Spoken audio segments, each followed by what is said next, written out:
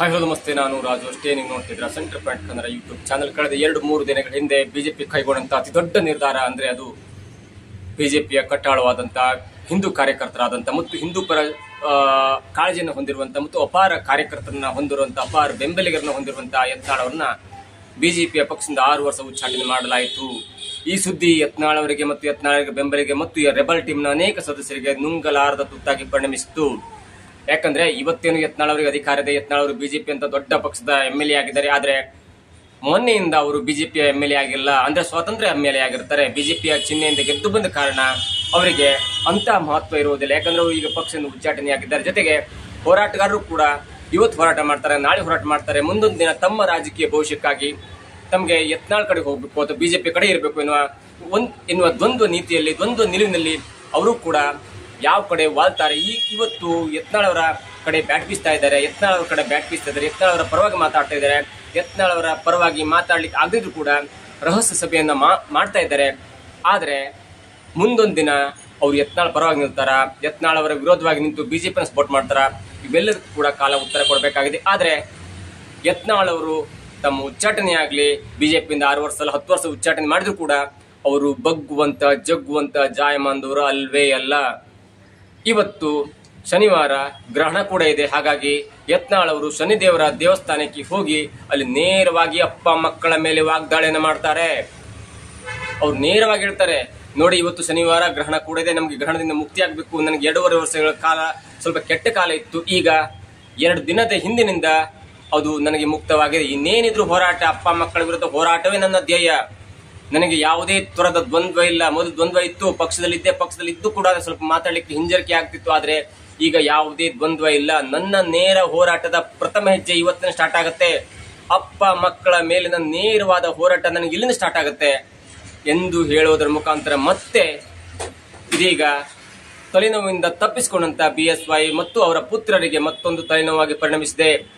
ನೋಡಿ, ಆವಾಗ ಏನಾಗ್ತಿತ್ತಂದ್ರೆ ಯತ್ನಾಳ್ ಅವರು ಏನೇ ಹೇಳಿಕೆ ಕೊಡ್ಬೇಕಂದ್ರೂ ಕೂಡ ಒಂದು ತೂಗು ಕತ್ತಿ ಅವ್ರ ಮೇಲೆ ಇರ್ತಿತ್ತು, ಒಂದು ಲೆಟರ್ ಅಥವಾ ಒಂದು ಹೈಕಮಾಂಡ್ ಇರ್ತಿತ್ತು. ಅದು ಬಿಜೆಪಿ ಹೈಕಮಾಂಡ್ ಏನನ್ನತ್ತೋ ನನ್ನ ಮೇಲೆ ಏನಾದ್ರೂ ಕೆಟ್ಟ ಕ್ರಮವನ್ನ ಅಥವಾ ಕಠಿಣ ನಿರ್ಧಾರವನ್ನು ಕೈಗೊಳ್ಳುತ್ತೋ ಎನ್ನುವ ಭಯ ಇತ್ತು.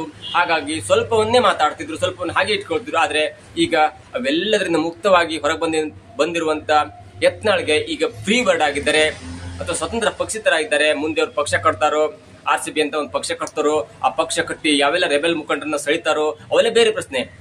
ಆದ್ರೆ ಸದ್ಯದ ಮಟ್ಟಿಗೆ 2 ದಿನಗಳ ಹಿಂದೆ ಇದ್ದಂತ ಯತ್ನಾಳ್ ಅವರ ಮುಖಭಾವದಲ್ಲಿ ಸ್ವಲ್ಪ ನೋವಿದ್ರು ಕೂಡ ಅದೆಲ್ಲದರಿಂದ ಈಗ ಸ್ವಲ್ಪ ವಿಮುಕ್ತರಾದಂತೆ ಕಂಡು ಬಂದಿರುವಂತ ಯತ್ನಾಳ್ ಇದೀಗ ಸ್ವತಂತ್ರ ಪಕ್ಷಿಗೆ ಹಾರಾಡ್ತಾ ಇದ್ದಾರೆ. ಅವರಿಗೆ ಮತ್ತು 3 ವರ್ಷಗಳ ಕಾಲ ಇದೆ. ಅವರಿಗೆ 3 ವರ್ಷಗಳ ಕಾಲ MLA ಪೊಸಿಷನ್ ಹಾಗೆ ಇರುತ್ತೆ. ಅವರ ಕುರ್ಚಿ ಚೇಂಜ್ ಆದ್ರೂ ಕೂಡ ಆಡಳಿತ ಪಕ್ಷದಲ್ಲಿ ಕೂರಬೇಕಾದಂತ ಸೀನಿಯರ್ ಲೀಡರ್ ಸ್ಥಾನದಲ್ಲಿ ಕೂರಬೇಕಾಗಿದ್ದ ಮತ್ತು ಫ್ರಂಟ್ ರೋ ಅಲ್ಲಿ ಕೂರಬೇಕಾಗಿದ್ದಂತ ಯತ್ನಾಳ್ ಅವರಿಗೆ ಕುರ್ಚಿ ಚೇಂಜ್ ಆಗಬಹುದು.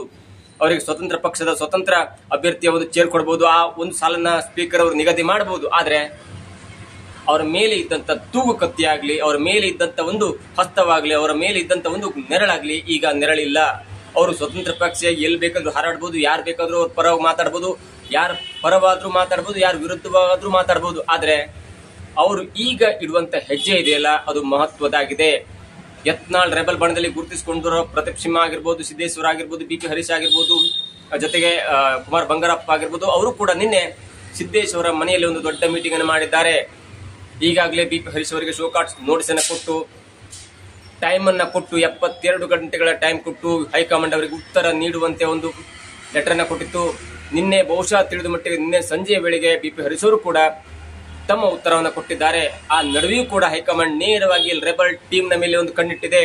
ಏನಾದ್ರೂ ಹೆಚ್ಚು ಕಡಿಮೆ ಮಾಡಿ ನೀವು ಏನಾದ್ರೂ ಯತ್ನಾಳ್ ಅವರ ಪರವಾಗಿ ಅಥವಾ ಬಿಜೆಪಿಯಿಂದ ಉಚ್ಚಾಟಿತರಾದಂತಹ ಅಥವಾ ಬಿಜೆಪಿಯ ಸಿದ್ಧಾಂತಕ್ಕೆ ವಿರೋಧವಾದ ಗುಂಪಿನಲ್ಲಿ ನೀವು ಕಾಣಿಸ್ಕೊಂಡ್ರೆ ನಿಮಗೂ ಕೂಡ ಉಚ್ಚಾಟನೆಯ ಭೀತಿ ಎದುರಾಗುವಂತ ಸಾಧ್ಯತೆ ಇದೆ ಅನ್ನೋ ದೃಷ್ಟಿಯಲ್ಲಿ ಬಿಜೆಪಿ ಹೈಕಮಾಂಡ್ ನಿನ್ನೆ ನಡೆದಂತ ಮೀಟಿಂಗ್ ನಲ್ಲಿ ಒಂದು ಕೆಟ್ಟ ದೃಷ್ಟಿಯನ್ನು ಅಥವಾ ಒಂದು ಕಠಿಣ ನಿರ್ಧಾರವನ್ನು ಕೈಗೊಳ್ಳುವಂತ ಎಲ್ಲ ಲಕ್ಷಣಗಳು ಕಾಣ್ತಾ ಇದೆ. ಹಾಗಾಗಿ ರಾಜ್ಯ ಬಿಜೆಪಿ ಘಟಕದಿಂದ ಎಲ್ಲ ರಿಪೋರ್ಟ್ ಅನ್ನು ತರಿಸಿಕೊಂಡು ಕೆಲವೇ ಕೆಲವು ದಿನಗಳಲ್ಲಿ ಇನ್ಕ್ಲೂಡಿಂಗ್ ಎಸ್ ಟಿ ಸೋಮಶೇಖರ್ ಆಗಿರ್ಬೋದು, ಶಿವರಾಮ್ ಹೆಬ್ಬಾರ್ ಆಗಿರ್ಬೋದು, ಹೀಗೆ ಅವರಿಬ್ಬರು ಸೇರಿದಂತೆ ಮತ್ತು ಕೆಲವರನ್ನ ಉಚ್ಚಾಟನೆ ಮಾಡುವ ದಿನಗಳು ದೂರ ಉಳಿದಿಲ್ಲ.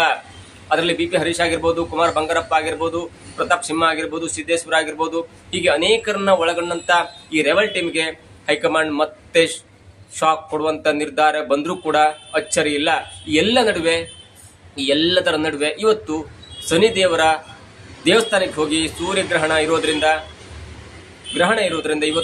ಇರೋದ್ರಿಂದ ಯತ್ನಾಳ್ ಅವರು ದೇವಸ್ಥಾನಕ್ಕೆ ಹೋಗಿ ಪೂಜೆ ಮಾಡಿ ಮತ್ತೆ ನಾನು ಶನಿ ದೇವರ ಆಶೀರ್ವಾದವನ್ನು ಪಡೆದುಕೊಂಡು ಎಲ್ಲಾ ಶನಿಯ ಕಾಟದಿಂದ ಮುಕ್ತನಾಗಿ ಮತ್ತೆ ಯಡಿಯೂರಪ್ಪ ಮತ್ತು ಯಡಿಯೂರಪ್ಪನವರ ಮಗನ ವಿರುದ್ಧ ಮತ್ತು ಕುಟುಂಬ ರಾಜಕಾರಣದ ವಿರುದ್ಧ ನಾನು ಹೋರಾಡ್ತೇನೆ ಎನ್ನುವ ದಿಟ್ಟ ನಿರ್ಧಾರವನ್ನ ದೇವಸ್ಥಾನದಲ್ಲಿ ಕೈಗೊಂಡಿದೆಯಲ್ಲ, ದೇವರ ಪೂಜೆ ಮಾಡಿ ಕೈಗೊಂಡ ನಿರ್ಧಾರ ಇದೆಯಲ್ಲ, ಅದು ಎಷ್ಟರ ಮಟ್ಟಿಗೆ ಬಿಜೆಪಿಯ ಮುಖಂಡರಾದಂತ ಯಡಿಯೂರಪ್ಪ ಮತ್ತು ಯಡಿಯೂರಪ್ಪನವರ ಮಗನಿಗೆ ಎಷ್ಟು ದೊಡ್ಡ ಕಂಟಕವಾಗುತ್ತೆ ಮತ್ತು ಎಷ್ಟು ದೊಡ್ಡದ ಹೊಡೆತ ಕೊಡುತ್ತೆ ಅನ್ನೋದನ್ನ ಕಾದು ನೋಡಬೇಕಾಗಿದೆ.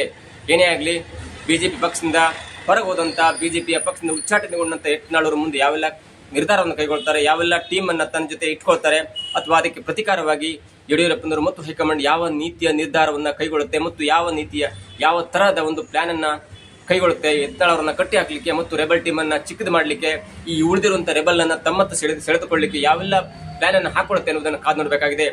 ಇದಾಗುತ್ತೆ ಇವತ್ತಿನ ವಿಶೇಷ. ನೋಡ್ತಾ ಇರಿ centre point Kannada YouTube channel.